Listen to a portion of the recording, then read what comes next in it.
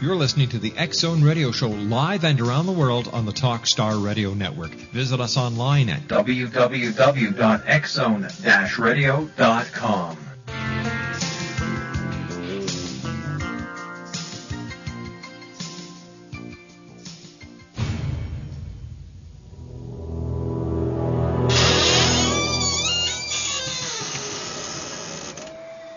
The X-Zone Radio and TV show is largely an opinion talk show. All opinions, comments, or statements of fact expressed by Rob McConnell's guests are strictly their own and are not to be construed as those of the X-Zone Radio and TV show or in any manner endorsed by Rob McConnell, Relmar McConnell Media Company, their advertisers, Talkstar Radio Network, or its affiliated stations and their employees.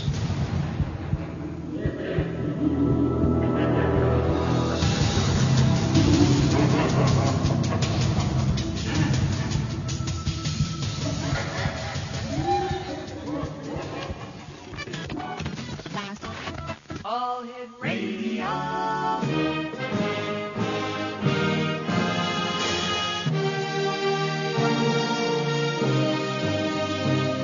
Welcome to the X-Zone, a place where fact is fiction and fiction is reality. Now, here's your host, Rob McConnell.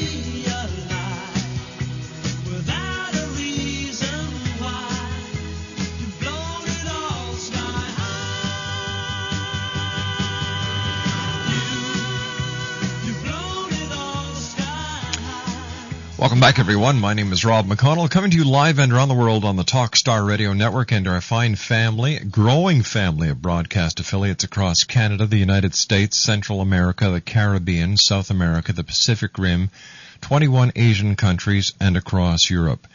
If you'd like to give us a call, toll free, 1-877-528-8255. That's 1-877-528-8255. You can always send an email to xzone@talkstarradio.com, on MSN Messenger, talkstarradio@hotmail.com, and our websites, www.xzoneradio.com and www.xzonetv.com. An intriguing ad ran in the Employment Wanted section of a Toronto newspaper in February of 2001. This is what the ad said. Former marijuana smuggler. Having successfully completed a 10-year sentence, indictment-free, for importing 75 tons of marijuana into the United States, I am now seeking a legal and legitimate means to support myself and my family. Business experience. Owned and operated a successful fishing business, multi-vessel, 1 airplane, 1 island and processing facility, simultaneously owned and operated a fleet of tractor-trailer trucks conducting business in the western United States. During this time, I also participated in the executive-level management of 120 people worldwide in a successful pot smuggling venue and revenue in excess of $100 million U.S. annually. Now, among the advertiser's references was the U.S. District Attorney who was responsible for his arrest in 1990 and who had reminded the trial judge that the offense could carry the death penalty. The ad made news around the world and also captured the resilient spirit of Brian O'Day, a remarkable man who, even in his darkest hours of addiction and criminality, never lost the love of family and friends. The O'Day family is well known in government and legal circles in Newfoundland. But the family's prominence could not protect their middle son for sexual abuse at the hands of priests. Brian became the black sheep and turned to drugs in his late teens for money, for the excitement, and for the escape from himself. 25 years later, when the cops finally knocked on the door at the end of a massive DEA investigation, he had given up the trade and was a recovered cocaine addict working as a drug addiction counselor in Santa Barbara, California. He finally began to understand how he had ended up in the drug world. He was tired. He was tried and sentenced to 10 years to be served at Terminal Island Federal Prison in Los Angeles Harbor. When I come back from this 2-minute commercial break, Brian O'Day is my special guest here. We're going to be talking about his book that is just sweeping the nation, entitled High. My name is Rob McConnell. This is the X Zone, live and around the world on the Talkstar Radio Network from our studios in Hamilton, Ontario, Canada.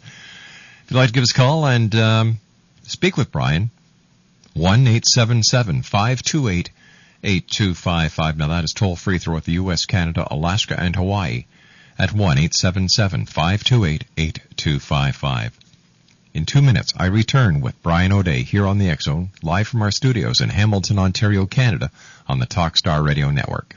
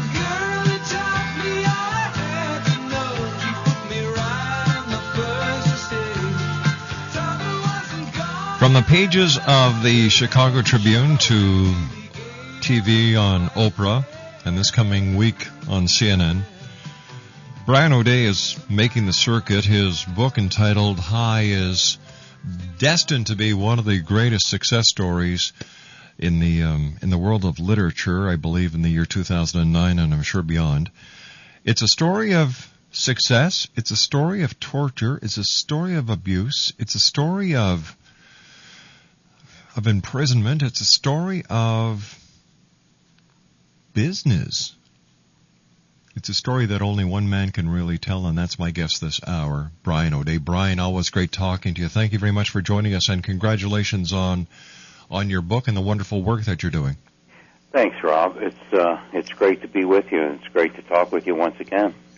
Tell me, Brian, in the prologue to your book, you tell a story about your first day at Catholic boys' school. How do you think that this event affected you as a little boy? Well, it affected me as a little boy, and it affected me as a middle boy. It affected me as a young man and as an adult. And it's impacted the entire direction and thrust of my life. And this is how that works. When I was 11, I was abused by a Christian brother at my school. And that went on for a couple of years, and I was raised a Catholic. Mm-hmm. And so as a Catholic, we were taught that to entertain a thought of sex beyond its coming and going, to linger on it for even a moment, was a mortal sin, punishable by eternity in hell. And so after that incident, I came out of that brother's office begging God not to kill me, because, you see, I knew then that God was going to kill me and put me in hell forever. Oh, my gosh. And so this 11-year-old boy began a negotiation with this frightening God for years in the hope that he wouldn't be swept up and put to hell. And so, you know, I tell kids when I speak to kids in school, which I do so often on the consequences of choice, that the worst thing that happened that day was actually not what happened, but what did not happen. And what did not happen is this. I told nobody about it. And so it became a secret. And, you know, I've been to a lot of meetings where I'm told that I'm as sick as the secrets I keep. Well, I became pretty sick very young. And I carried that sickness with me through much of my life. And secrets are islands. They isolate one. And in order to stay isolated, one has to build lies around those secrets to keep them intact. Those lies act as walls that keep one imprisoned in the lie. And so consequently, one becomes a people pleaser and a chameleon and becomes what one thinks you want me to be is what I became. And so in that God negotiating mind, it was a horrible place to be. And for a person like that, when that person discovers there are things that can actually alter one's consciousness, take one out of that mind, then one's very ripe for that, and I was very ripe for that. And I became a drug addict and an alcoholic simply because the moment I existed in was not the right moment. I was always looking for another moment.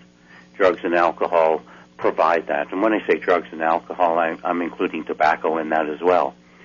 And if people don't think that tobacco has anything to do with feeling, then stop smoking for a minute if you smoke and tell me how you feel when you want one.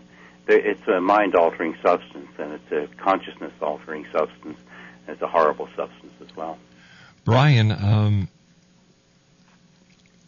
you know, you describe in your book how the DEA came to your house, and ultimately you were sent to Terminal Island.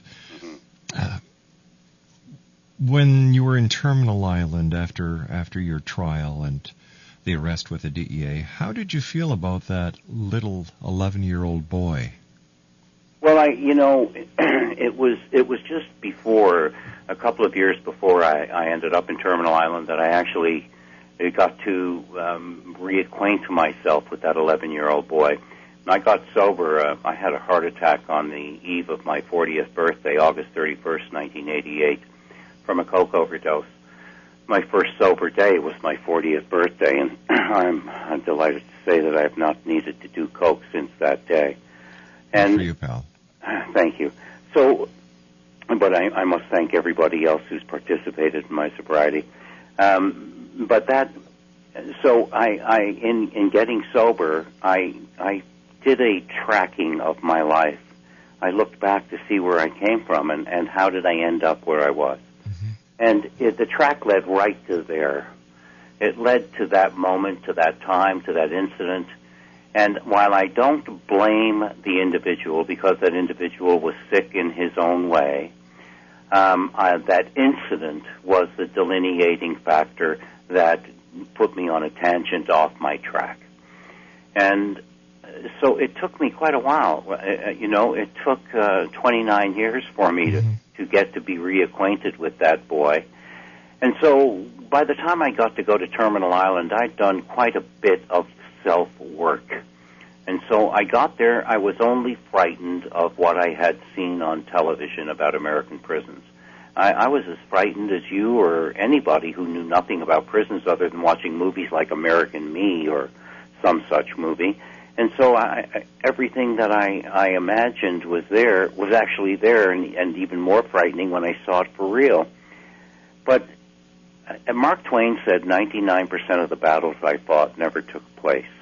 Well, that's what happened with me. I was fighting all these battles in my mind, all these imaginary battles with all these vicious, evil characters that I was surrounded by, thinking for many minutes that I wasn't one of them. But of course I was one of them. I was there, and there were others there just like me. Anyway, what I realized is if I would write down everything that was racing through my mind, if I could write down everything I heard and saw happening around me, I could put some shape on these ghosts that were haunting me and frightening me. And once you put shape on the ghost, it's not quite as frightening as the formless ghost.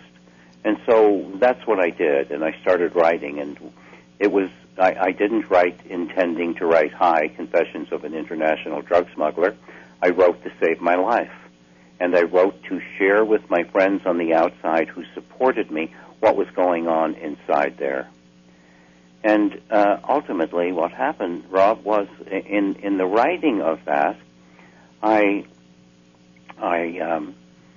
decided to track my life and to lay out in a chronological order stories from my life that I thought resulted in my having that prison as my address. And so I started to write these stories in between my journal, my prison diary entries, and it eventually became what you have there, that book that is being published on the 5th of May by Other Press in New York and will be available in all the bookstores in the United States. So, there's a shameless plug. It's nothing shameless, friend. Nothing shameless there at all. Tell me, Brian, what inspired you to put that ad in the Toronto newspaper that I read to the Exo Nation when we started this segment? A good kick in the ass, excuse me. My wife, one day, we'd been struggling in that 2001, and what little money I had lost in various deals on the market and the stock market. And one day my wife said to me, "Brian, you have got to get a job." And I said, "Susanna, who is going to hire me?" And I have no experience in the real world. All my adult experience was in the dope world. It's in the pot smuggling business primarily. And she said, "Do you mean to tell me that you managed to pull off importing 75 tons of pot from Southeast Asia with a group of other guys, not get caught while the DEA was watching what you were doing, and still pull it off, and you don't have any transferable skills? I don't believe it for a minute. Why don't you sit down and write out what you think you're able to bring to anything that you would want to do?" So I said, okay. So I sat down and wrote what basically became that ad. And as I looked at it, I said to Susanna, "Yeah, I'm going to rush right over to Bear Stearns and get a job as a broker with them with this resume." We had a chuckle about that. But it occurred to me right then and there, in an instant, to put it in the newspaper and put it in as a help wanted thing. So I thought it was a great idea, so I phoned a national newspaper in Canada called the Globe and Mail, and I said, "I have an ad. I'd like to run it on page 3. I think that phone is going to die. Excuse me. Sure. I'd like to run it on page 3, and I'm wondering if you would do it for me. It's going to be 2 inches deep by 5 inches across." And they said, "Sure." So I alerted them to the content of the ad. Well, when I told them what was going to be in the ad, they said, "Oh, well, we'll call you back." So a couple of hours later, they called me back and said, "We're sorry, but we won't be able to run that." And I said, "Why?" They said, "Well, it's, we're concerned about the content and so on and so forth." And I said, "Fine." So I called another national newspaper in Canada, the National Post. And I didn't tell them about the content of the ad. I said, "I want to run an ad on page 3, and can I fax you in the copy?" And they said, "Sure, that'll be $1,300. And I said, "Okay, send me back the blue line, and I'll send you a check." So I sent the ad in, and about an hour later, I get a phone call from the National Post. And they say, "That's an interesting ad, which we would be glad to run, but we suggest that you run it in the classified section." Brian, stand by. We've got to take the news at the bottom of the hour. Brian O'Day is our very special guest. www.brianoday.com. We'll be back on the other side of this break and the news as the X Zone continues live and around the world right here on Talkstar. Don't go away. If you currently have a short-term fixed-rate home mortgage, you do need to listen to this. The mortgage industry is rapidly changing, and no one knows that better than your friends in the money business, Prime Pacific Capital.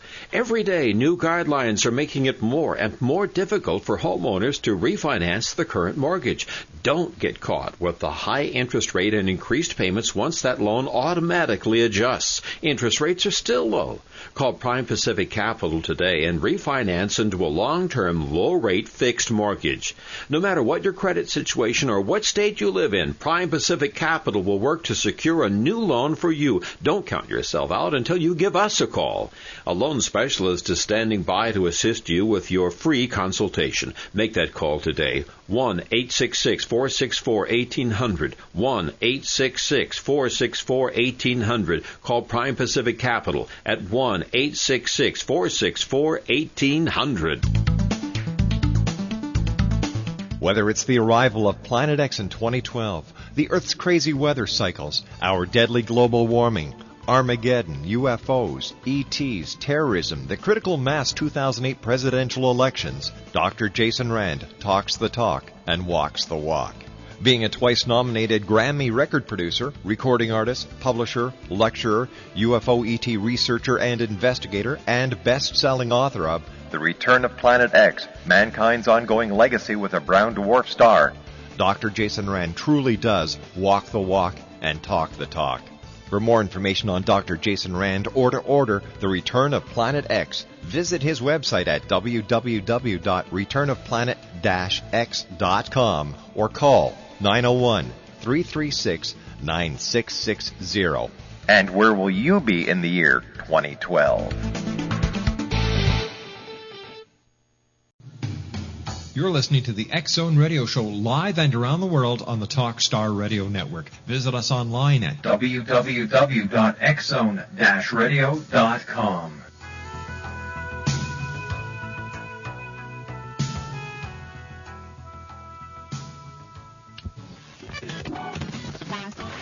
All Hit Radio.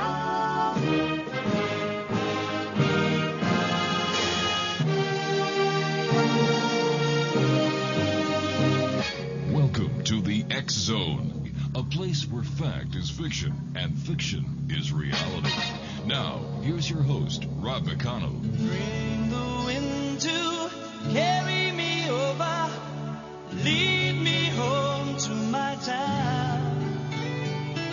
Tell me when that breeze is blowing, taking me home to my town.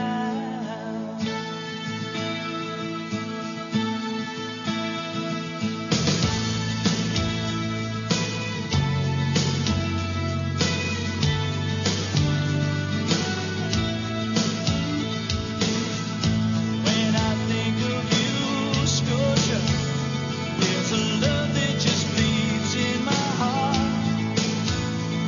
In my childhood days, we went our different ways, but you knew that we'd never part. Now I'm all alone, and you're calling me home.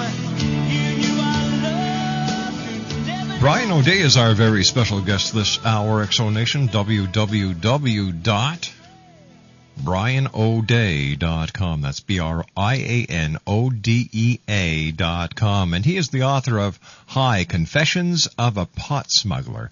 Now, before we went to the commercial break, Brian, with the news, we were talking about how you submitted that ad to the Globe and Mail, and they basically said, they got cold feet.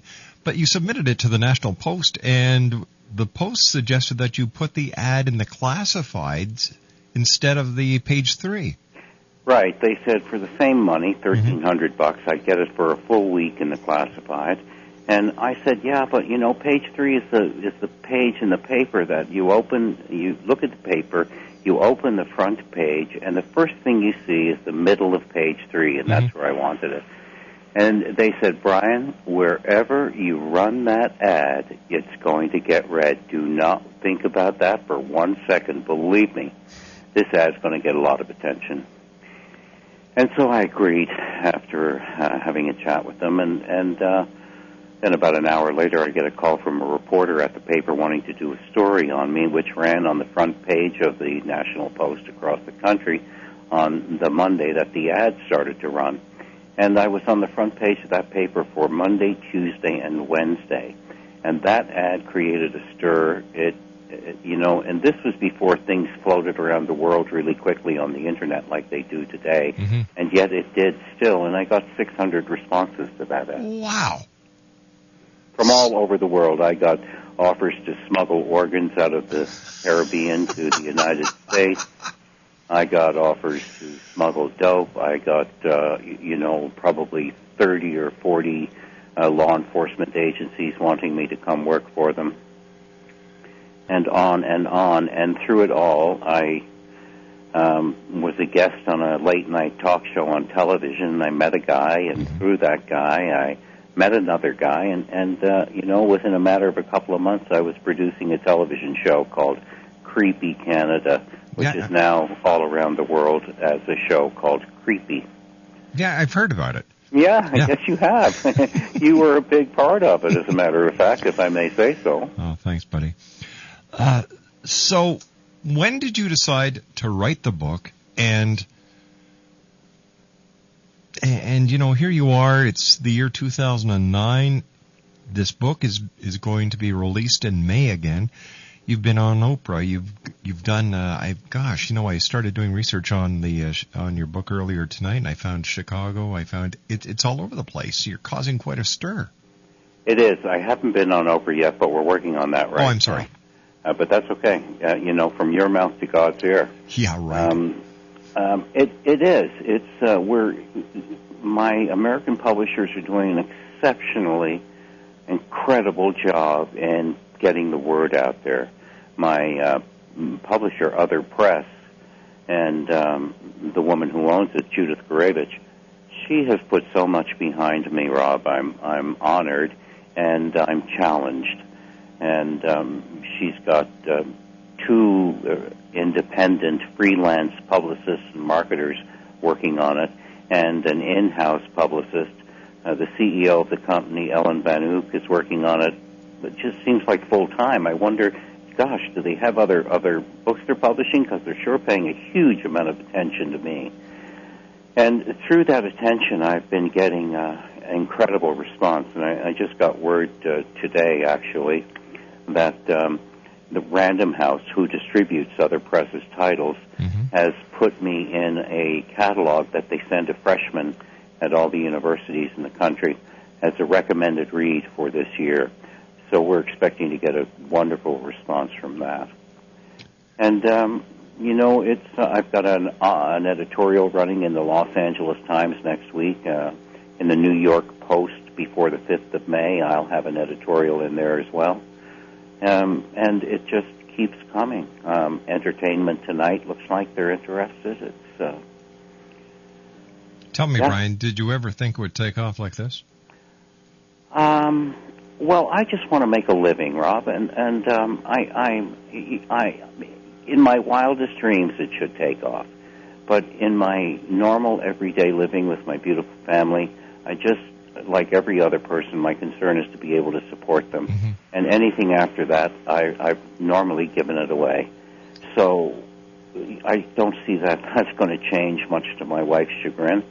But my plan is just to make a living, and I hope I'm able to do so through that and through films that I make and television shows that I'm producing. Are you going to be turning your book into a TV show? I'm into a film and a documentary. I've just finished the script with a young man named Kaylee Wilson who did the bulk of the writing, but I wrote it with him. And we hope to shoot a feature film next year. I'm getting interest from people in Los Angeles now, and who knows what's going to happen in the next couple of months as the book starts to make a lot of noise. I think that we'll get ourselves into a position where that script will get taken seriously, and we'll make a movie next year. What was your motivation, Brian, in getting out of the drug business? I had a heart attack from a coke overdose. Ooh. And at this point, I wasn't selling drugs anymore. It had been a year since I'd been in the business per se, but I had a lot of money and not enough brains and a big habit. And in that, I knocked myself out on the floor. And while I was out, I recollect this. I heard a voice say to me, and it was probably myself speaking to myself, but I heard, "Do you want to live?" And my answer to that was, yes, I did. And the voice said, "If you want to live, you have to change everything about your life." And I said, "Okay, I'll do it." And I came to.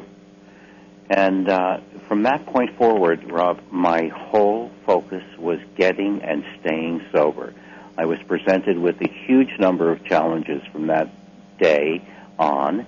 The first thing being my wife leaving me, taking the kids, telling me not to come home, and yet somehow I managed to stay sober.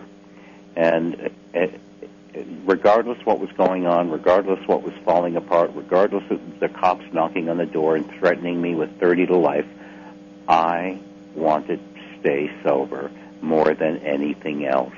And so I was blessed with that, buddy. That was a gift from the universe to me, was that desire to stay sober.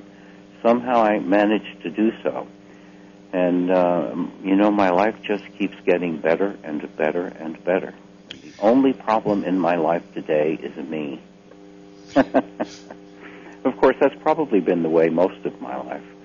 You've done so much over your life. You've done a concert in Jamaica. You've had hair products, dinosaur bones. Yeah.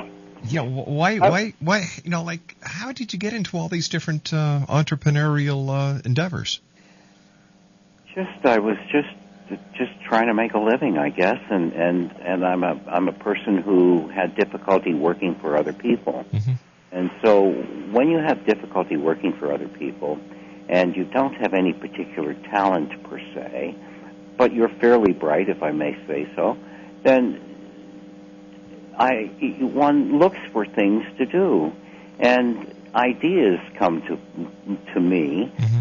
For example, I met a guy who came from Utah one day. Let's talk about the dinosaur bone. That's an odd business.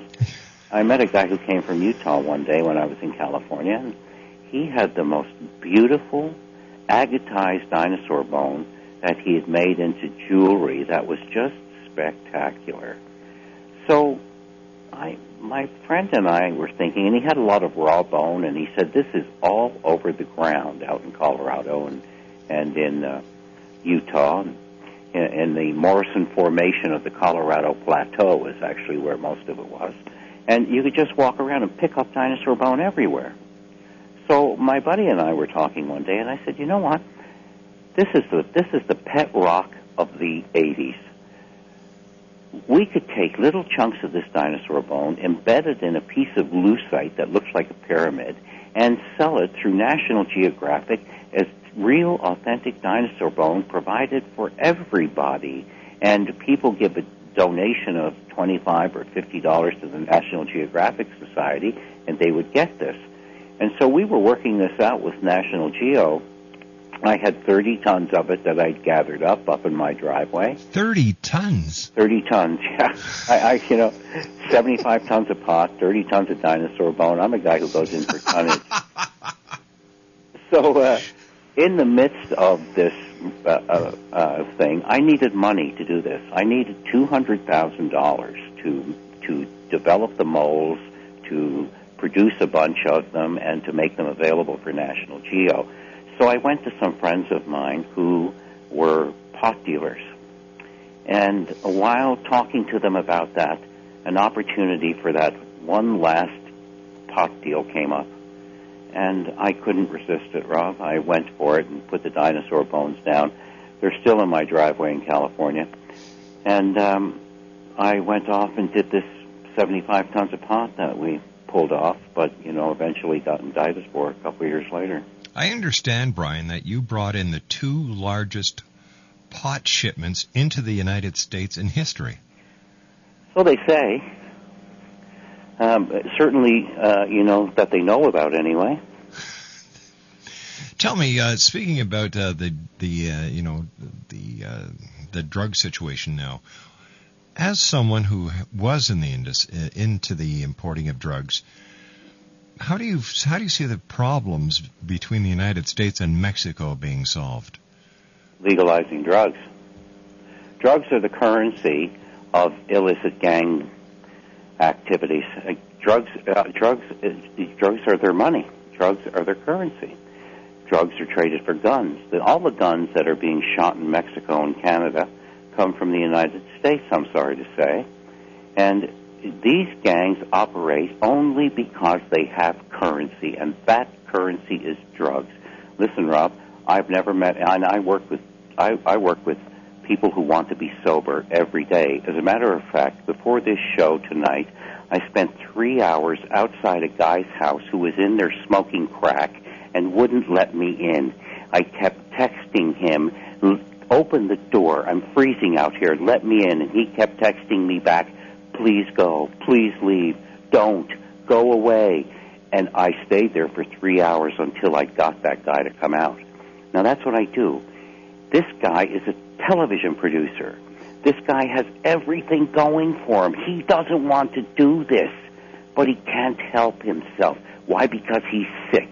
We've got to stop treating these sick people like they're criminals. These people need help. They need medical help.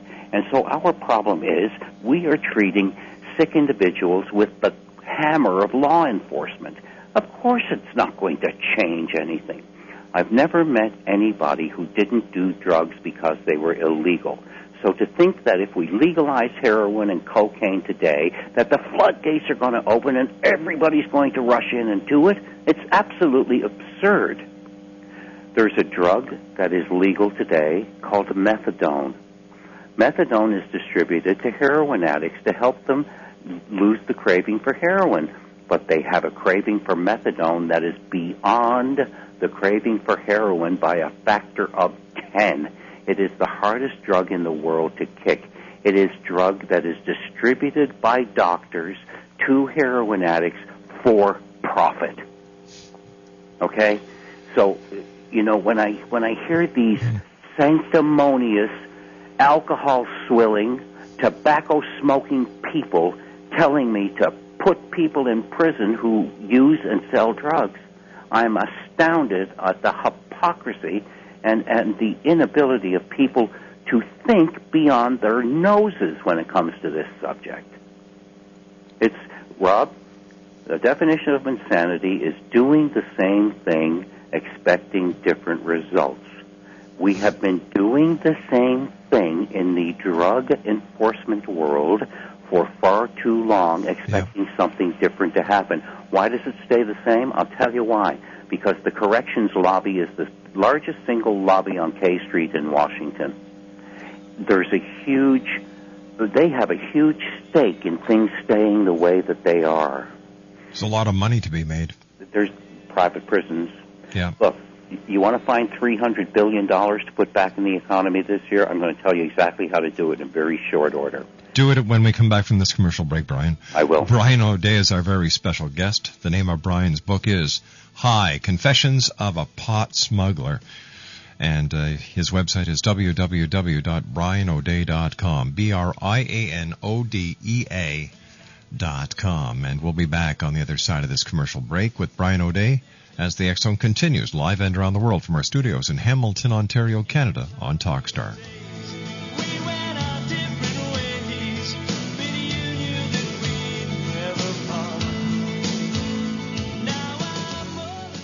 Life is busy enough without running around town to find a sale. If you pride yourself on being a smart shopper, you should know about a place that has raised the bar on smart shopping by cutting out the middleman. Direct Buy sells virtually anything for the home or office at manufacturer direct prices. Whether you're updating your current home or building a new one, Direct Buy can save you the thousands of dollars that traditional retailers use to pad their prices. Buy direct from over 700 top manufacturers at 30, 40, even 50% off the best retail prices on almost everything you need. Whatever it is you're shopping for, appliances, cabinets, flooring, windows, and more, every time you buy, you're going to get the best quality at the best price with Direct Buy. But you have to become a member.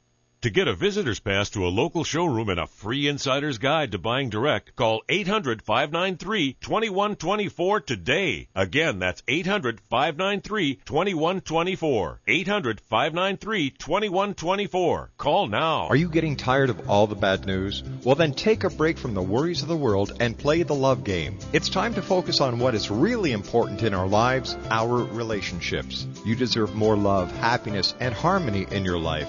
Synchro Hearts is the new hot relationship game that guarantees more love, laughter, and romance for you and your partner. It's not a sex game, it's a love game based on all the important relationship stuff like better communication, more intimacy, and lots of fun and excitement. Great intimacy is just one of the benefits of playing Synchro Hearts. Now, President Obama inspires hope, love, and peace for the world. Synchro Hearts offers more hope, love, and harmony for relationships. To order your very own edition of Synchro Hearts, visit Synchro Hearts' website now at www.synchrohearts.com. That's www.synchrohearts.com. Synchro Hearts. It's the game you love to play and play to love.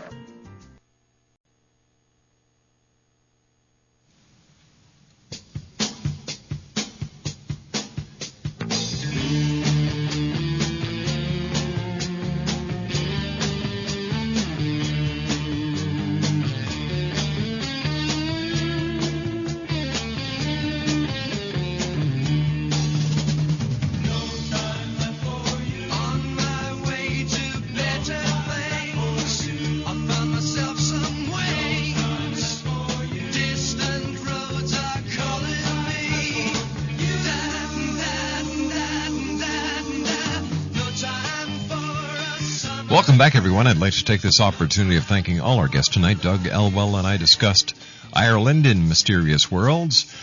Colleen Dietzman and Paul Bowersock joined me to talk about their new book entitled Sing in the Dark, Claim Your Own Shamanic Power Now and in the Coming Age. Hour number 3, we had Douglas James Cottrell, Canada's very own Edgar Casey. And this hour, Brian O'Day. And Brian is the author of Hi, Confessions of a Pot Smuggler. Brian's website is www.brianodea.com. Brian, first of all, congratulations on a great book. I love what you're doing, my friend. It's always a great pleasure having you on the show. But we've got to finish this little story that we had the cliffhanger before we went to the break. Yeah, so $300 billion, where can you find it? I'll tell you where. In the tobacco world, we lose $100 billion a year in productivity loss due to health issues with tobacco. That's a huge loss. Also, the health costs of tobacco are another $120 billion. Wow. So there's $220 billion if we can just eliminate tobacco from the world in the United States alone. Now, you add into that another $73 billion that is spent on law enforcement on drugs alone. And when you legalize drugs, and you have all of a sudden got your hands on $300 billion that you're frittering away.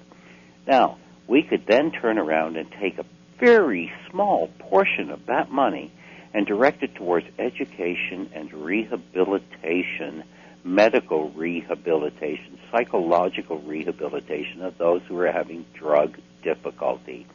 And I'm telling you, it would be a different world, a world where gangs don't control the neighborhoods near where I live, a world where gangs don't control the borders in our countries, in Mexico, in the United States, in Canada, a world where gangs are their currency has been stripped from them. That's the world I want to live in, Rob.